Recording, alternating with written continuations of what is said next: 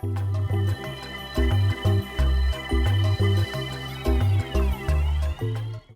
folks, welcome back to Technik.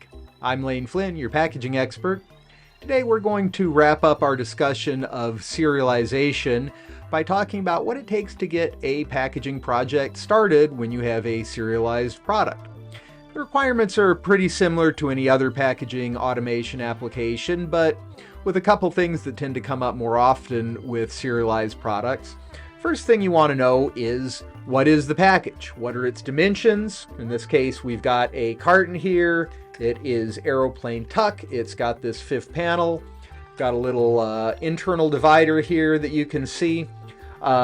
Pictures are always very helpful, but we of course want the dimensions of the carton as well. If there is either a pre-printed barcode on the carton or a print and apply label on the carton, any information that needs to be applied to the carton is something that we'll need to know, as well as does that information need to be verified during the packaging. Of course, we also need to know what the product is. For example, here's a pharmaceutical, actually a medical device and a thermoform tray. It's also got a barcode on it, which you can see, and that in this case also needs to be scanned and verified. If we were printing something directly on the product or optically verifying it, we would need to know that as well. If there is a leaflet, in this case a pre-folded leaflet with a barcode that needs to be verified, we need to know about that. Any other product inserts, we need to know the application speed.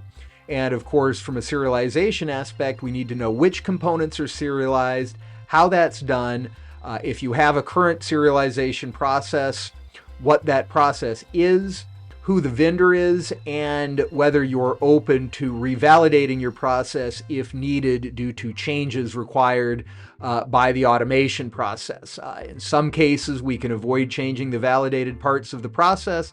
In others, they're pretty integral, and it makes more sense to revalidate the entire process after we've automated. But we always discuss in depth with our customers what their existing validated steps are and how we can best work with their existing serialization system to minimize the need for revalidation and to minimize the need to rebuy any existing equipment. Now, if you're thinking a lot of these pieces of information sound like what we would have in a URS, you're absolutely right. If you've got a good URS, User Requirement Specification, that's a great way to start, to have that in place before you start discussions with your vendors, because that should have all the information you need in one place. And even if it is maybe missing a detail, we'll be able to review that URS and ask very specific targeted questions if there's anything additional that we need. We are happy to help our customers create their URS. So if this is an area that you're new to, or you're starting a project and don't have that URS created yet, we're still happy to work with you in that case.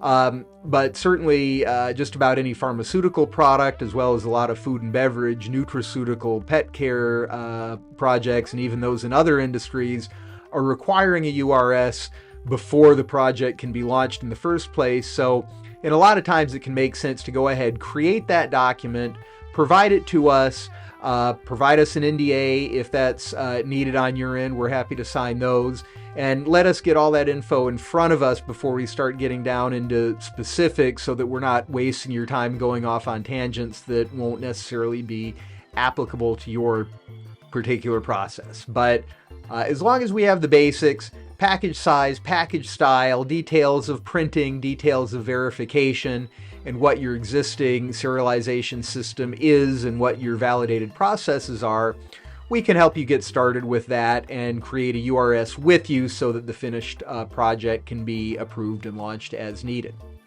We appreciate you joining us for these serialization videos. Please feel free to reach out to us if you've got any serialization questions that we didn't cover in this video series, or questions on any other topic you'd like to see us cover. And of course, we're happy to talk with you about specifics of your products and your packaging if we can be of assistance with helping you improve your processes in any way.